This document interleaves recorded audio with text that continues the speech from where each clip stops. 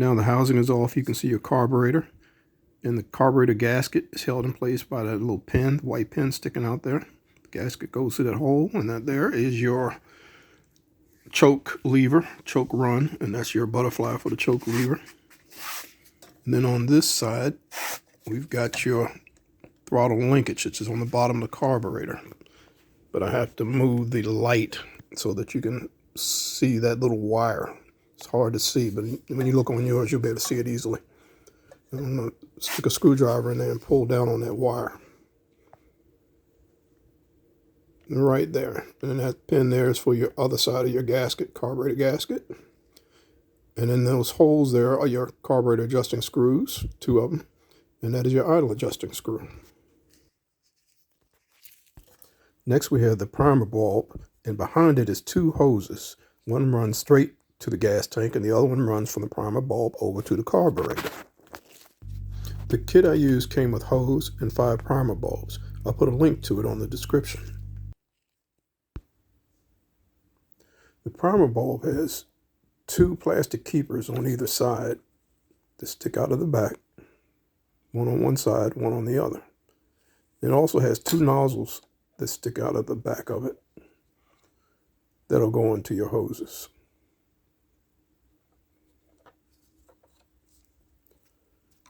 One keeper is on one side, on the right side, and the other plastic keeper will snap on the left side.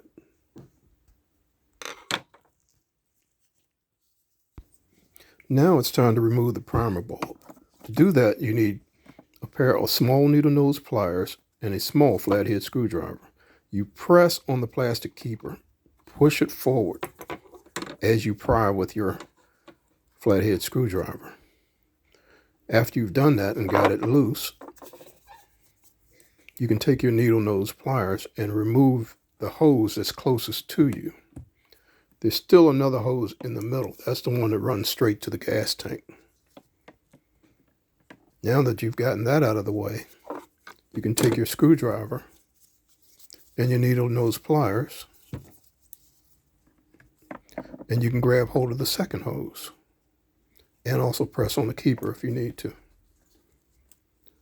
and begin to pry and get it loose. Because once you got one side loose, the other side comes off easily by hand.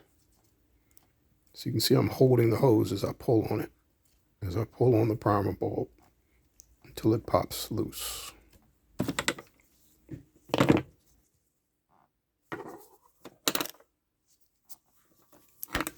Here you can see all the gunk that needs to be cleaned off where the bulb was.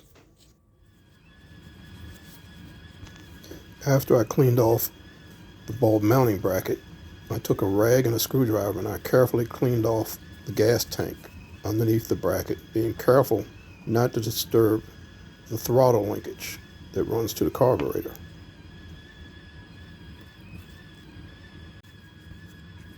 Next, it's time to clean off the exposed fuel lines.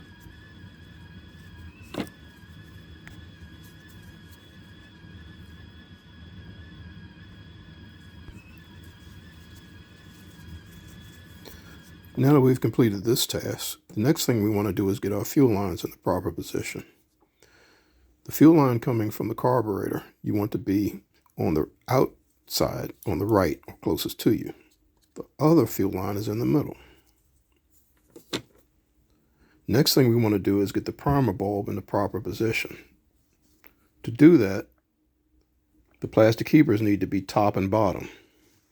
That will put the nozzles in the proper position, one in the middle and one ready to accept that hose that's on the outside. You're going to want to lubricate that primer bulb nozzles with some type of lubricant, maybe 3-in-1 oil, some light oil, or I actually prefer to use saliva because I know that'll evaporate quickly. Now I begin pushing that hose in, and as I do, I twist the primer bulb.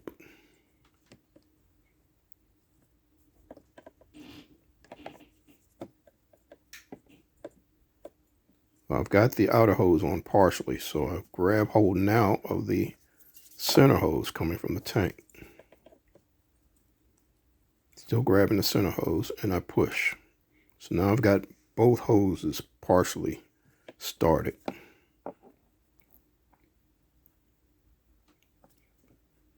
Now to get them on the rest of the way,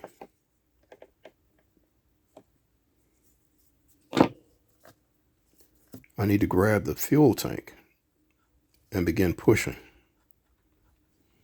The plastic keeper is in the proper position now. They're left and right, and the hoses are partially on.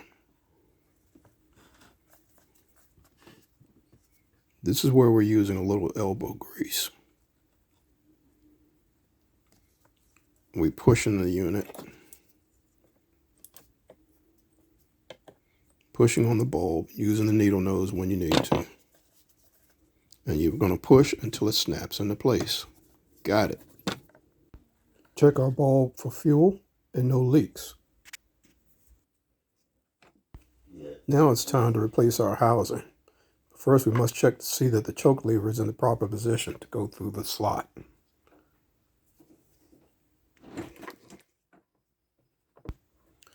Before putting the housing on, it's important that you have checked on the left and right side of the carburetor to see that the gasket is seated on those two pins that I showed you on the left and the right of the carburetor before actually putting the housing on. Because the carburetor is loosely mounted at this point and will not be securely mounted until you have the housing in place and it's bolted down completely. Then nothing inside of the weed whacker can move, including the gas tank.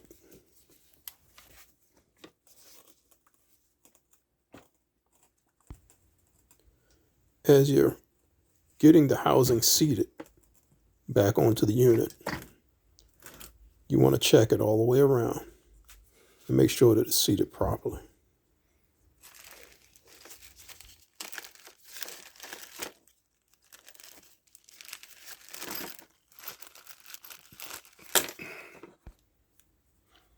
Now it's time to start putting your 4 outside bolts in place. And it really doesn't matter what order you put them in.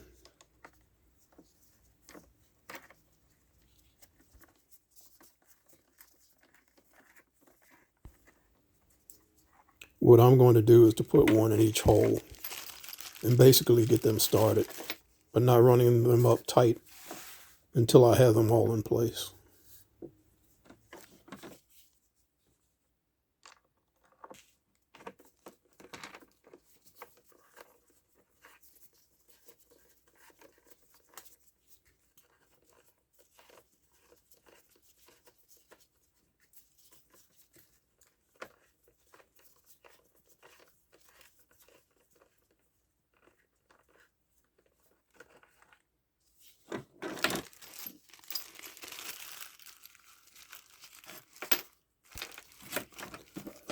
Again, don't forget to like and leave a comment if you want to about these 2 videos, part 1 and this video, part 2.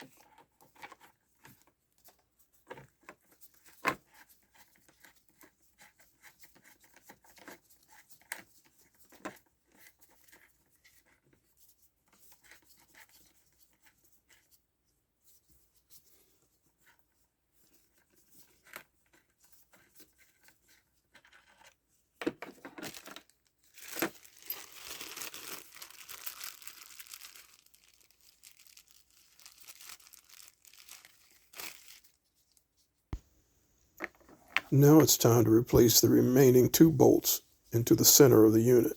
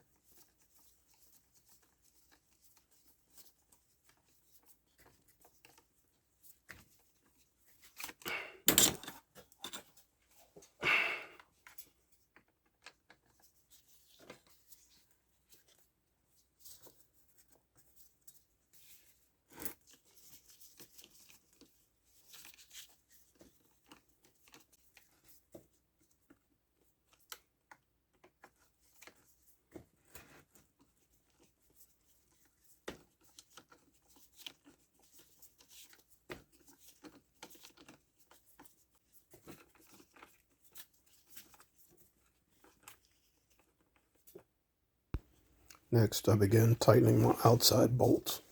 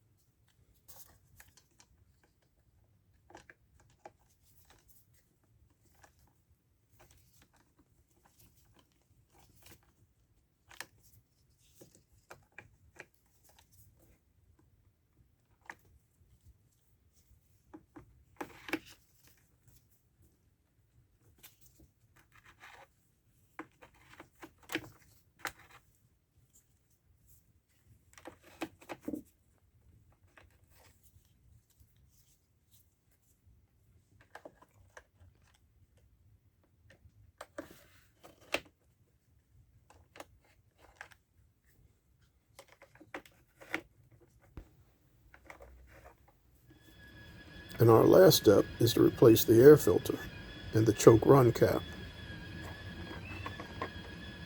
Check the cap to make sure that the word Stihl runs horizontally and that the slot on the back will catch the choke lever.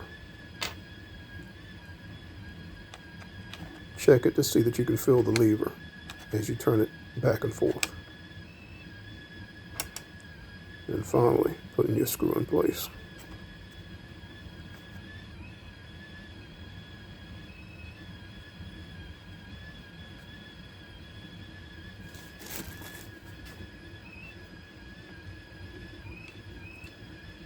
After you've tightened the cap down, turn it back and forth to make sure that it moves freely and that it's not over tightened. Now you've seen the inside and can replace the primer bulb of this Stihl trimmer. Don't forget to like,